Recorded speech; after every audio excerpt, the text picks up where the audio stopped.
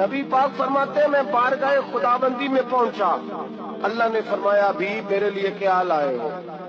میں نے کہا مولا وہ لایا ہوں جو تیرے پاس کوئی نہیں۔ رب کریم کو سارا پتہ ہے، پھر بھی پوچھتا ہے محبوب میرے پاس کیا نہیں؟ فرمایا تیرے پاس عاجزی لے کے آیا ہوں، تجھ سے بڑا کوئی نہیں، تو کس کے آگے عاجزی کرے گا؟ سب سے بڑا تو ہے، میں عاجزی لایا ہوں۔ تو کہا بھی مانگ لے۔ نبی پاک نے کہا اللہ تو میرے ساتھ گناہگاروں کی بات کر، بھول جائیں گے، پھٹک جائیں گے، اے اللہ غلطیاں کریں گے تو کیا کرے گا؟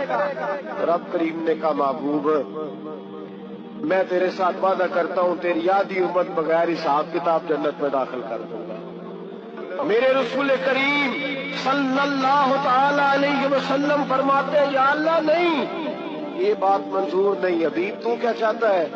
تو کہا اللہ تو مجھے سفارش کا حق عطا کر، تو مجھے اجازت دے، میں کہتا جاؤں تو معاف کرتے جانا۔